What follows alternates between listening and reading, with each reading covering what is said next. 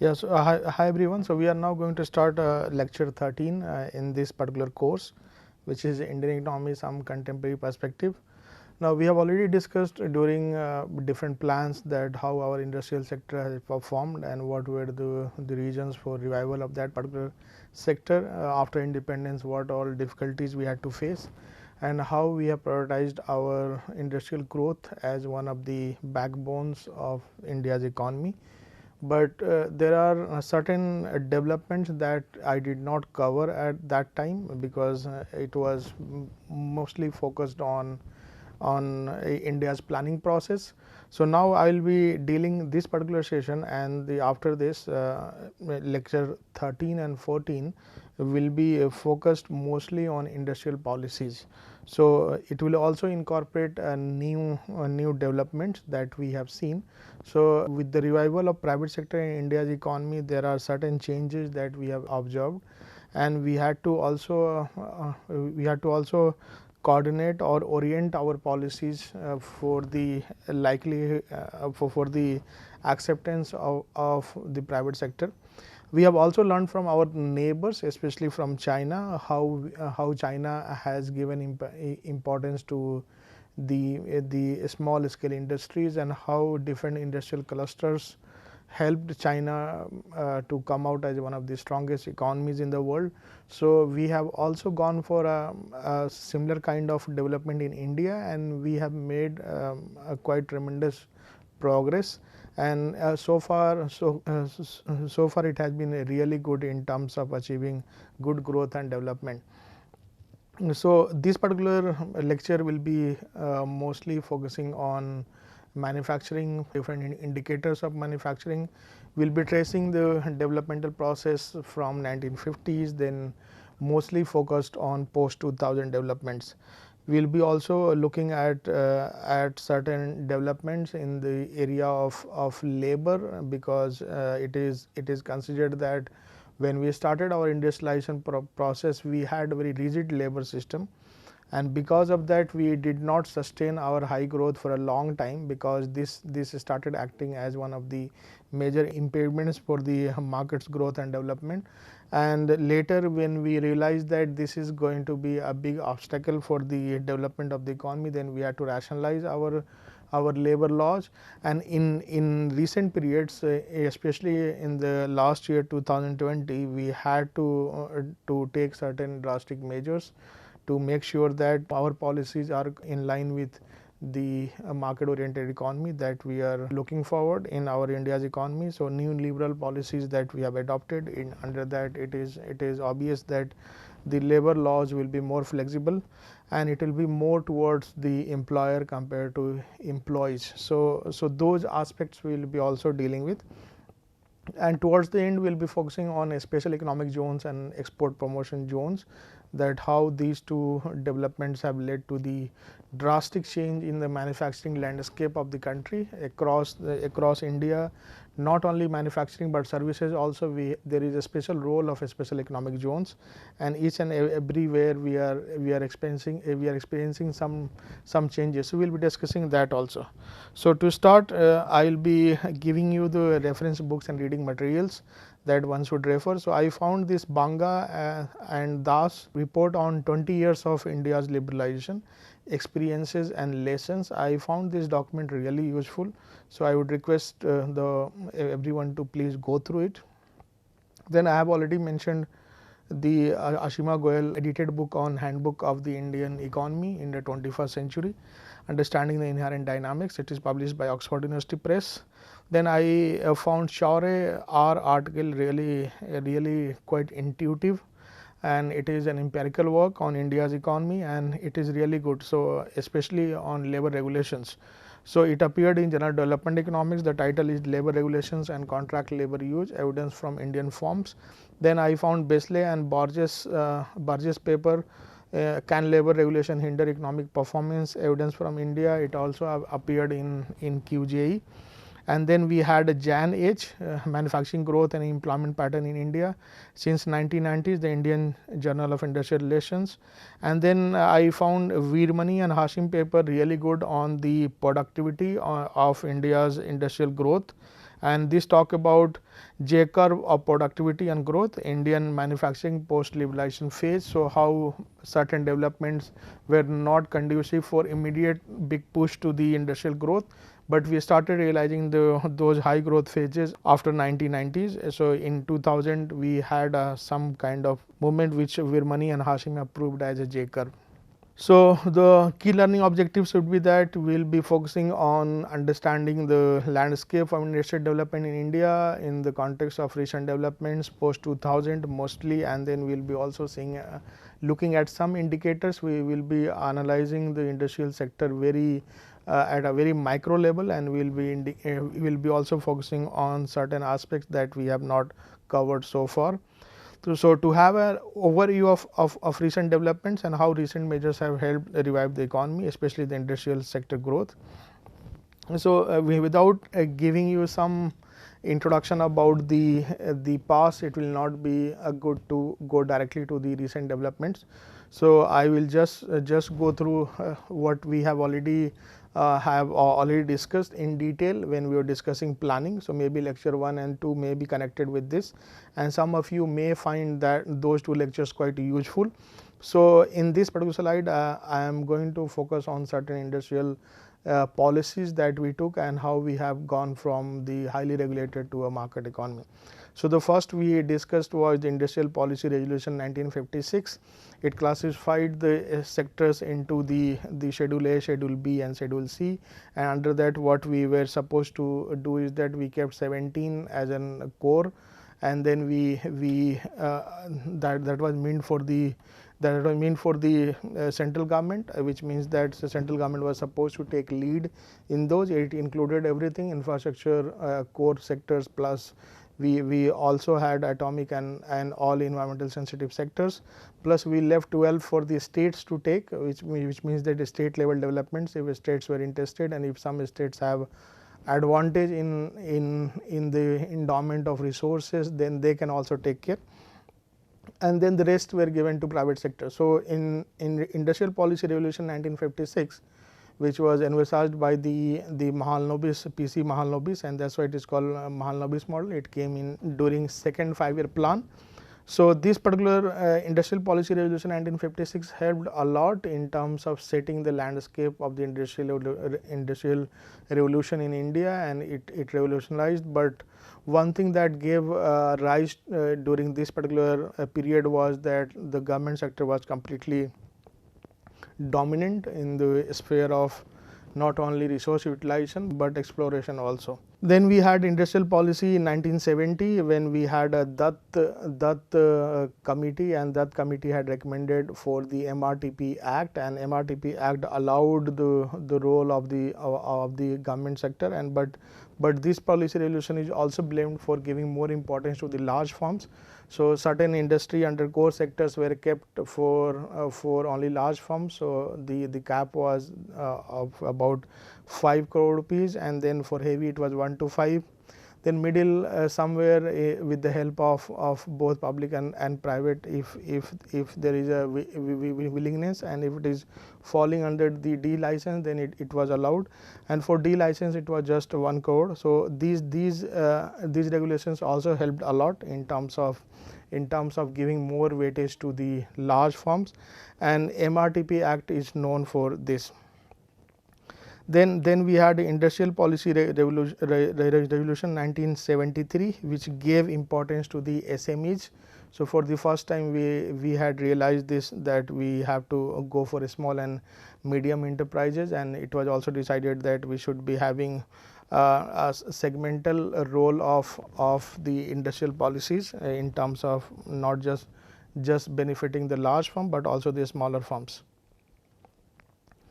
Then we had a Janata Party government in 1977 for the first time, non-Congress government, and this government took measures in terms of not only reviving the so the focus during this period, this industrial policy was not to just give the focus to the large industries, but the focus was so for the first time we had a classification of tiny unit. So tiny unit, a very small unit up to 1 lakh rupees if you have. So the asset size of 1 lakh rupees is sufficient to be incorporated under tiny unit, and there was a lot of developmental or institutional framework were prepared for the support of such tiny units, and even at the district level certain regulatory measures were taken, so that in case of any kind of regulatory hurdles, these small or tiny firms or tiny units will be we will be able to handle it. So the focus was that the cottage and handloom industries should be given more priorities, and whatever we have indigenous structure of having our own industrial setup supporting at a different level, not just in terms of at the very large scale, but at very small scale we have our indigenous industrial culture, wherein we promote the certain goods and services at the very local level and in a periphery of 20 to 30 kilometers. So this industrial policy 1977 is having a lot of role in terms of redefining the industrial structure. So far we were focusing only on the capacities, but for the first time we realized our own potential, and we started focusing on the development of the industrial structure, the sub-industrial structure that we had, and not just in terms of not just considering the agriculture or the related activities for the raw materials, but for the first time we realized that these peasants will also be part of such cottage and handloom industries. Then industrial policy 1980 gave a lot of importance to the modernization of industrial sector, and this particular sector at that point of time it was considered as, this particular policy, industrial policy 1980, is considered as one of the revamping processes of revitalizing the growth of public sector enterprises.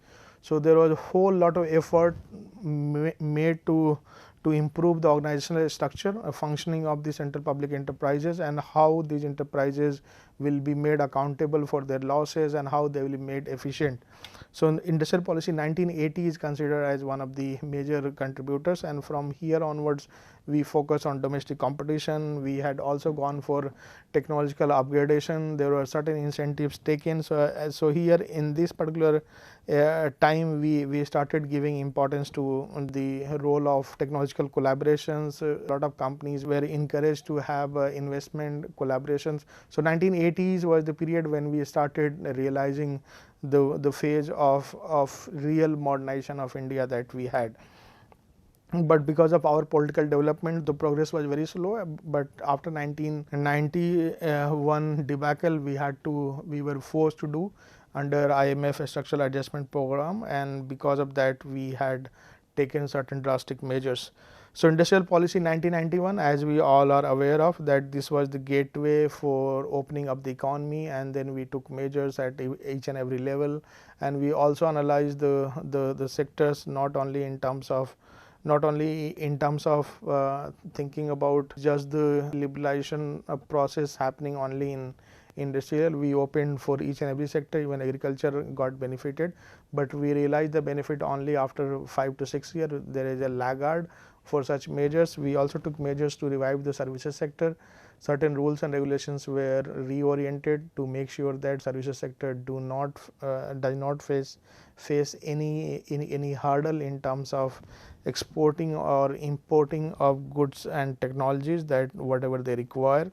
So this industrial policy was quite creative and gigantic in terms of not just progressing the India's growth, but also it helped in terms of reviving the policies for the modernization modern India that we have. So if you compare in terms of organized and unorganized sector, so organized sector, what happens that in organized sector you have a whole lot of organizations. Since beginning we have gone for the public sector development. So under organized sectors, the labor will have the regular job, and then they will have regular salaries or some kind of regulation process is considered under organized. So that's why it's called organized sector. Unorganized sector will have formal, informal work and may not be having the regular work, and they may be hired and fired anytime. So this is called unorganized sector. So, if you look at the manufacturing sector growth, you will find that 1950s we had set the path for the higher growth. So, we had the manufacturing sector growth of 5.6%. In 1960s, it came down to 5.4% because at that time we had our own domestic troubles, plus we had to go for certain droughts, and then we had to also face political uncertainty. In 1970s, it was more severe because we had at that time our own economy not doing good because of the 1973 oil price shocks, plus we had our political conditions not very favorable. So, because of that we had to feel the bottlenecks at every level in terms of availability of food grains, availability of raw materials, availability of infrastructure investment. Some orientation was missing at this point of time. 1980 onwards, we can see that we are able to achieve or maintain the growth rate of more than 5%. So, the 1970s era is only era where we see that there is a decline in the manufacturing sector growth, but after that we see there is a whole lot of effort to make sure that, and post 2000 we have better growth. So, 7.4% we had between 2000 to 2007. I have taken it from Banga and Das, and he has very nice table on this to make sure that we have a clear cut understanding. Since we had progress more on the organized sector front, and we had organized our economy in more like a formal setup. So, that is why we have a more growth recorded in organized sector compared to the unorganized, though you will find that in 1970s organized and unorganized both have the similar number 4.1 and 4.3, and this could be because of the similar situation faced by the organized and unorganized. And during 1970s also we had to go for certain changes, and that were required at that point of time. Unorganized got a shock and after that we can see that unorganized got a more shock during 1980s when we had liberalized our process and we had restricted. But at that time, because of these changes, we see a lot of growth in organized sector, and that could be because of the readjustment that we had. And after that it had continued, and we also see the rise in unorganized post 2000, because post 2000 gave rise to the private sector in a much more manner, in a more comprehensive manner, and that is why it has continued even after 2000. 7.8 is in organized and 6.6 is in unorganized.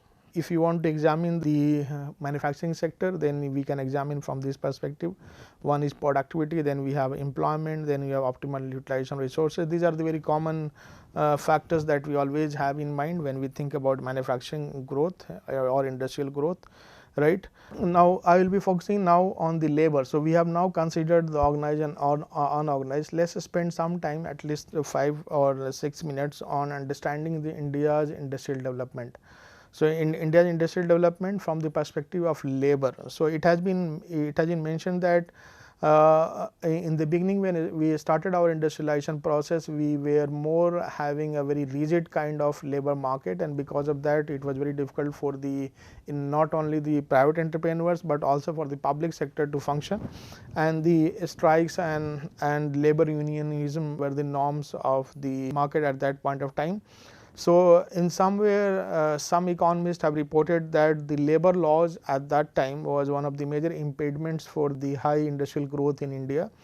So, Industrial Dispute Act 1947 is considered as one of the major document. So, at that point of time we had decided about that if there is any dispute between labor and employer, then there will be certain rules to decide, and how we will be deciding about those rules. So, those rules will be mostly based on how we can how this particular labor, whether the labor will have more power than the employer and employer will have more right than the labor. So, those dimensions were added under the Industrial Disputes Act 1947, and this act still is considered one of the important documents to refer.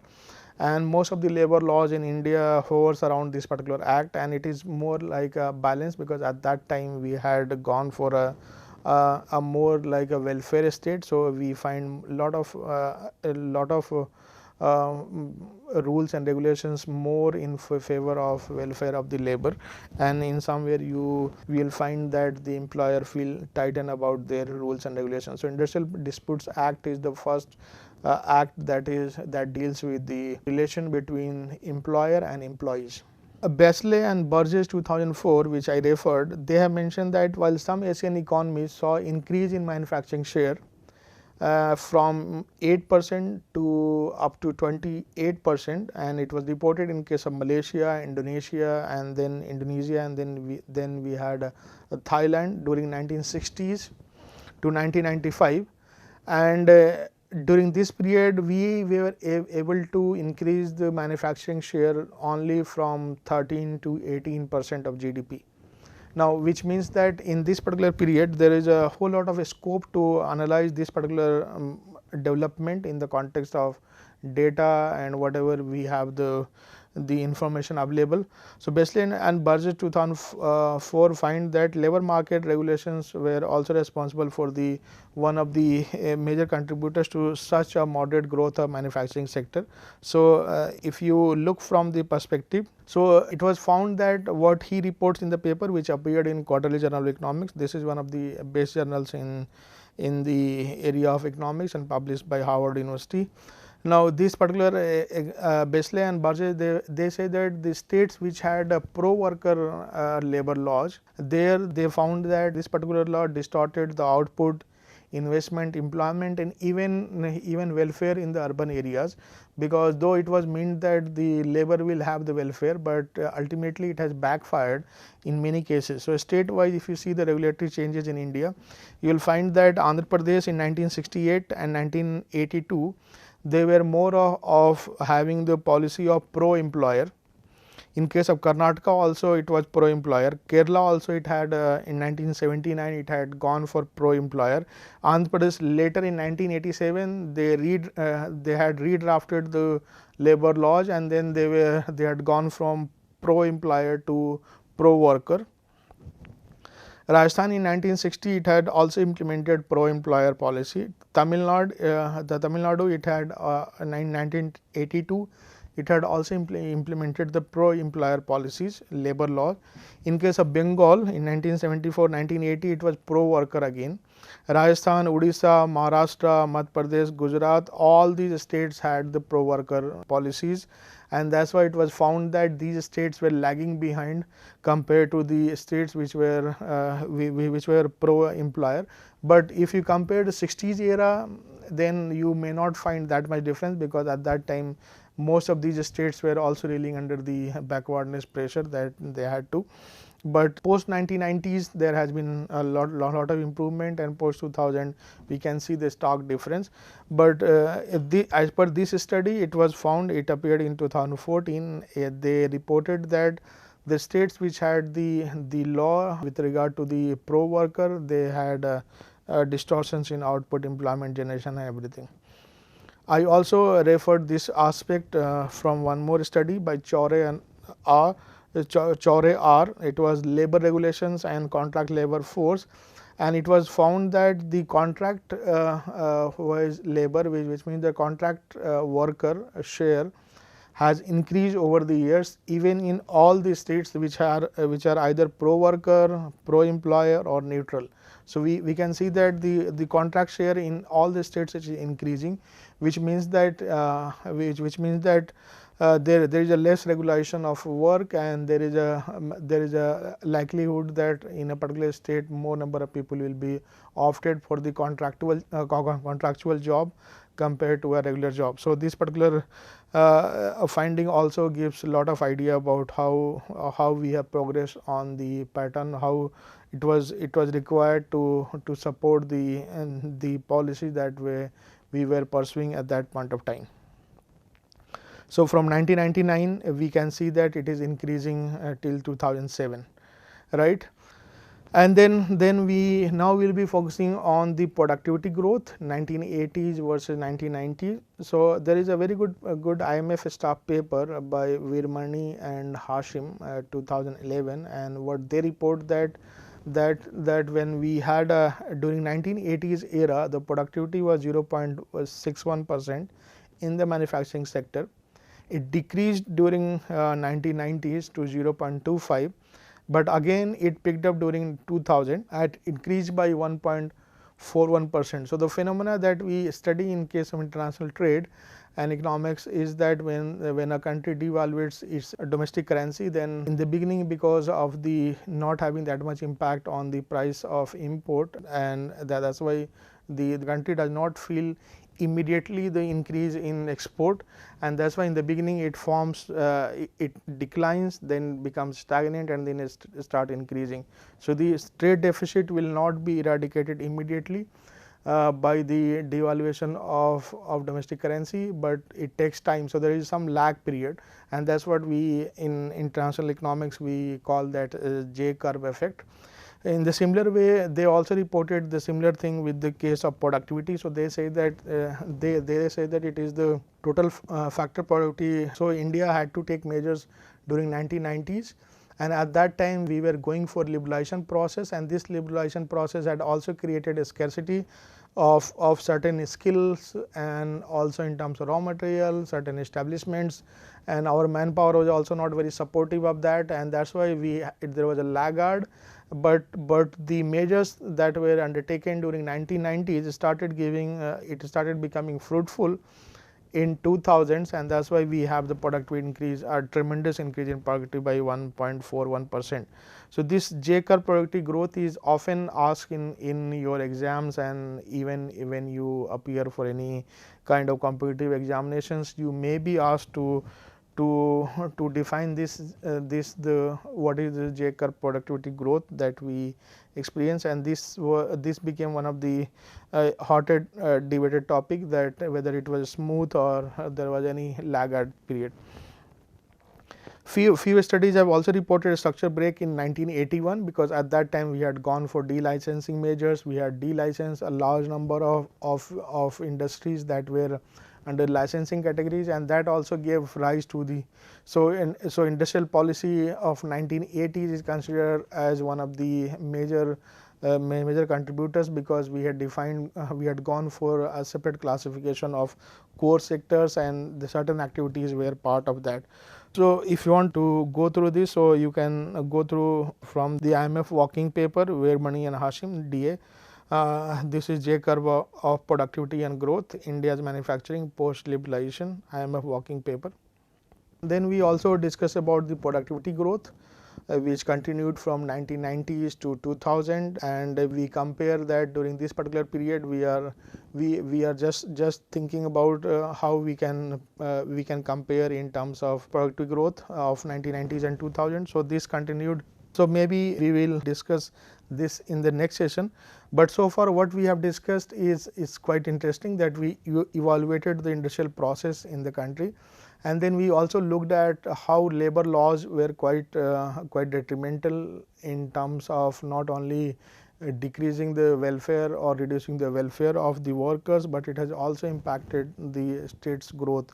So, the diversity that we see in terms of growth patterns across the states, one of the reasons is this.